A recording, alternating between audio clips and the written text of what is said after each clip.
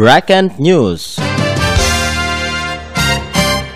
Kali ini tentang arah pendidikan atau apalah. Tetap bersama saya Rossi Wawar di ruang redaksi Psycho. Berita ini dilansir atas pernyataan Bapak B.J. Habibie, mantan Menristek pada zaman Bapak Presiden Soeharto, yang pada saat itu pernah mempertanyakan kemana arah pendidikan Indonesia. Mudah-mudahan Bracket News mampu menjawabnya. Relevansi tentu masih ada walaupun zaman telah berubah drastis setelah reformasi bergulir di negeri ini. Masa kini sepertinya sangat sulit untuk menjawab tantangan bahwa runtuhnya kepemimpinan Orde Baru merupakan momen yang pas untuk menjawab segala yang diharapkan di dunia berbasis anak-anak terbesar di negara belahan ketiga bernama Indonesia. Tapi naifnya kita dikepung pada ketidaksiapan mental kaum pendidik dan hasil didikan. Ini konsekuensi atau apalah sebutan yang benar dari dilematisasi pendapatan guru dan tuntutan kualitas hasil didik. Apalagi setelah diberlakukannya hasil contekan negara federal yaitu otonomi daerah. Ternyata pendidikan pun ikut-ikutan latah menggunakan sistem ini, yang sebenarnya banyak dari komponen atau orang-orang yang menjadi motor sistem ini masih merasa absurd karena buta dengan istilah ini. Maka tetap pada diterjemahkannya bahasa otonomi ini menjadi bahasa nafsi-nafsi atau disesuaikan dengan kemampuan otak kepemimpinan dari basis pendidikan di masing-masing daerah, bahkan di masing-masing sekolah. Artinya setiap daerah dan sekolah punya pengertian sendiri-sendiri dari arti kata otonomi tersebut, dan selalu dihubung-hubungkan pada alasan pengerukan dana yang berasal dari orang tua siswa. Ini terjadi di sekolah-sekolah negeri.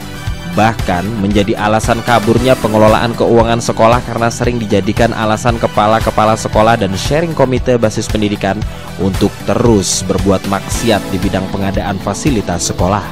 Padahal di luar konsekuensi tersebut, negara telah menaikkan gaji guru beberapa kali dan bermacam bonus seperti gaji ke-13, THR atau apalah bentuknya, juga subsidi dalam bentuk BOS atau biaya operasional sekolah yang digunakan sebesar-besarnya bagi kepentingan kemajuan proses mendidik dan dididik. Tapi dasar kurang kreatif atau apalah malah sering dijadikan ajang nafsi-nafsi. Departemen Pendidikan Nasional di daerah mulai kasakusuk untuk merancang korup dari setiap lini bentuk bantuan. Yang menjadi rahasia umum saat ini adalah bantuan komputer bekas dari Jepang yang ternyata dijual kembali ke sekolah-sekolah dengan harga dan prosedur yang cukup aneh.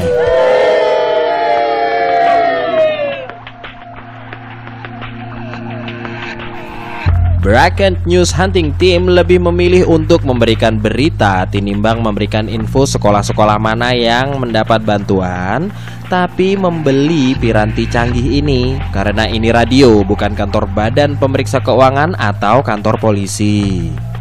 Kepala sekolah lebih sibuk merencanakan proyek fiktif yang dibuat senyata mungkin dengan menjual kemiskinan fasilitas sekolah di proposal-proposal bergaya LSM, korupsi atas proyek-proyek yang berhubungan dengan dana BOS atau subsidi pendidikan yang disediakan pemerintah. Guru-guru lebih sibuk dengan acara arisan sekolah atau merancang demonstrasi kenaikan gaji atau selingkuh dengan teman terdekat. Anak-anak sekolah lebih senang bolos dan nongkrong-nongkrong di warung-warung membicarakan download foto porno artis-artis brengsek atau hasil jepretan mereka sendiri di kamar mandi bersama pacar-pacar nakal mereka dan musik-musik yang mereka sukai di ponsel-ponsel mewah mereka.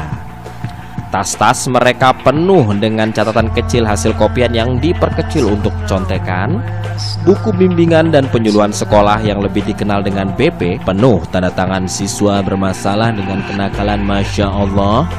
Dan kebahagiaan luar biasa di sekolah-sekolah adalah libur panjang. Mereka adalah siswa-siswi yang sekolah di mall dan klub-klub malam.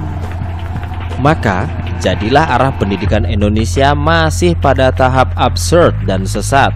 Maka walhasil jadilah arah pendidikan Indonesia masih pada tahap absurd dan sesat karena masih hinggap setan-setan yang tak henti-hentinya membisiki isi perut untuk selalu berteriak bahwa makanan yang disediakan di meja makan manusia-manusia pendidik sebanyak 3 kali sehari tidak cukup.